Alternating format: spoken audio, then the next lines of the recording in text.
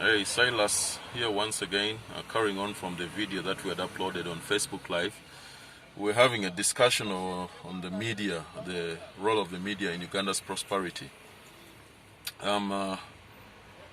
Mass communication is a tool that is utilized to reach a very large number of people at the same time.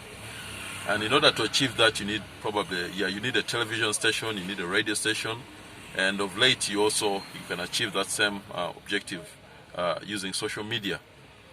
But then in Uganda there's a twist to it. I mean, social media is free, but for some reason, and we all know these reasons, the government is not too excited about Ugandans expressing themselves freely on the media. That is my view why the social media tax was levied on all Ugandans, because it just cut off a large majority of people. Those days, I mean, you had access to WhatsApp, you had access to Facebook, but now you have to pay social media tax. And then to get on a radio station or television station, you also have to pay a lot of money in order to get airtime. So I'm here with my colleague and chairman, Mr. Saddam Bisase, chairman Kosevo Party. And we're going to continue from where we stopped on Facebook on the discussion on the role of the media in Uganda's prosperity. We think that the media is the chance that Uganda has got to move forward. But how can we move forward when the media has been gagged, when the media has been commercialized, and in a poor country where people don't have money, people don't have access to the media? How can we achieve that? First of all, imposing tax on the media was uncalled for. It was an attack and abuse of human rights, because the United Nations had categorized social media, internet services as one of the areas of human rights that must be guaranteed by any government.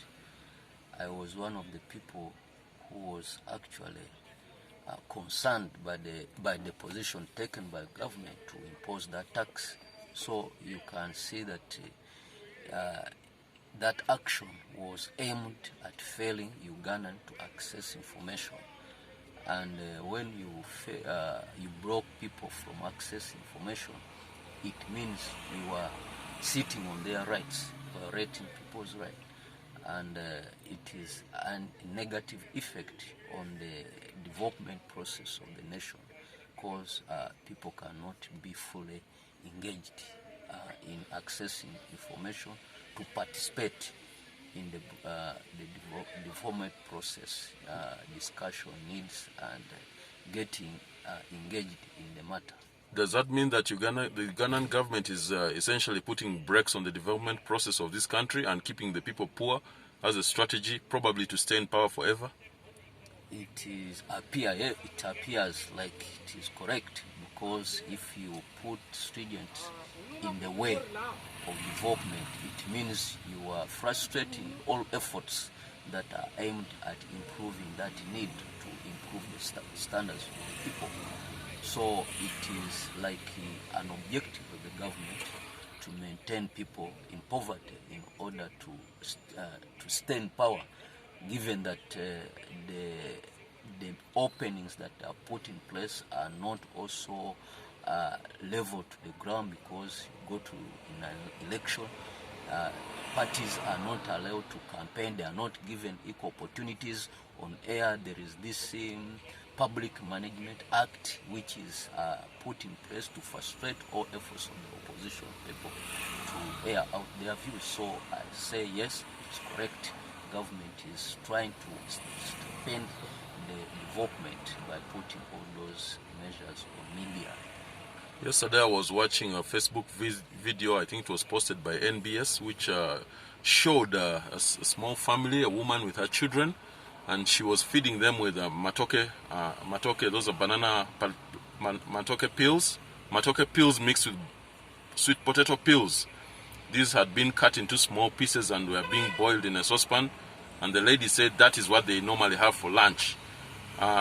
During the COVID-19, Uganda has essentially been transformed into a concentration camp. We have seen people suffering without anybody knowing that they even exist. People are not allowed to move. What can Ugandans do under the circumstances where the media is too expensive to afford? You have no access to journalists. People are suffering locally. How can they ever come out of the situation that they're in? That example of COVID is exactly the current situation that people have been going through without being heard because of that constraint of the media, freedom to access information to people where it is needed. Many people were suffering in their homes without being heard. Some died of hunger, some got sick, but they could not be delivered to hospitals, and nobody could come out and bring out these sad issues that people were experiencing because of that poor management of the media.